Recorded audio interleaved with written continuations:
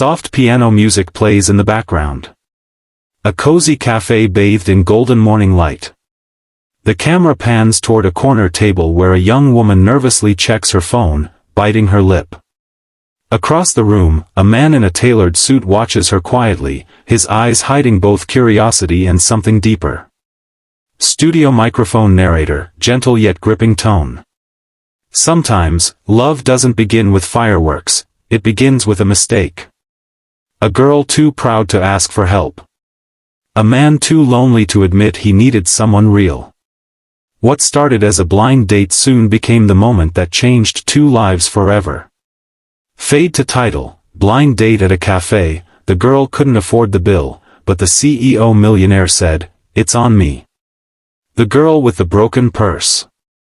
It was a bright Saturday morning in downtown Seattle. The cafe, Brew and Bloom, smelled of roasted coffee and vanilla pastries. Amelia sat near the window, her hands wrapped around a cup she hadn't ordered yet. She was waiting for someone she didn't know, but desperately hoped would be kind. She had been convinced by her best friend to go on this blind date after months of struggling through part-time jobs and late rent payments. Amelia wasn't the type to ask for help. Life had taught her early, help always came with conditions. She had borrowed a simple beige dress, brushed her hair twice, and practiced her smile in the mirror. But inside, she was trembling. Then he walked in. Tall, calm, dressed in a gray suit that looked too perfect for the cafe. He glanced around, spotted her, and smiled. "Amelia?" His voice was low, steady. The kind of voice that made you trust someone even before you knew them. "Yes, you must be Daniel," she replied, standing quickly, almost knocking her bag off the chair. He chuckled, "No need to be nervous. I don't bite." They both laughed softly, that awkward, polite laugh of strangers pretending not to notice their own hearts racing.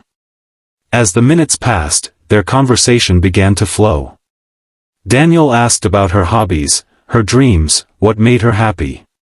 She spoke carefully, avoiding mention of her financial struggles or the fact that she'd skipped breakfast to afford bus fare. But Daniel wasn't fooled. There was a softness in her eyes, a tiredness that only those who fought too long without rest carry.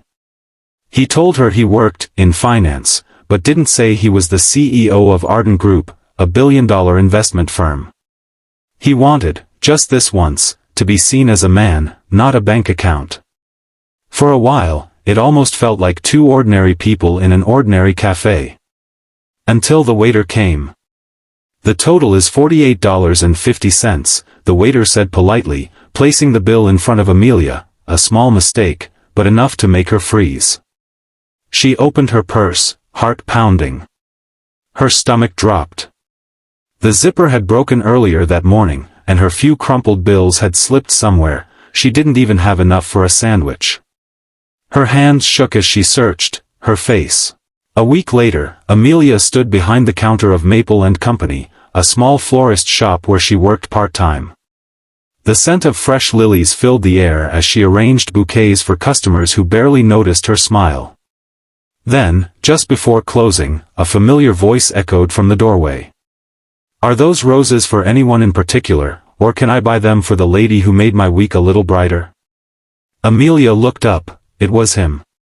Daniel. Her eyes widened in disbelief. You came here?" He smiled. "I remembered you said you worked with flowers. I wasn't sure where, but I got lucky." She laughed nervously. "You didn't have to." "I wanted to," he said. "That day at the cafe, you reminded me of something I'd forgotten, what real kindness feels like." He hesitated, then confessed softly, "I wasn't honest about something. I'm not just in finance. I own the company." Amelia blinked, unsure if she'd heard right. "You're the CEO?" He nodded slowly, watching her reaction. He'd seen so many people's eyes change when they learned who he was, from warmth to calculation. But Amelia only looked confused, not impressed. "Why didn't you say so?" "Because I didn't want you to see money." I wanted you to see me. She smiled gently.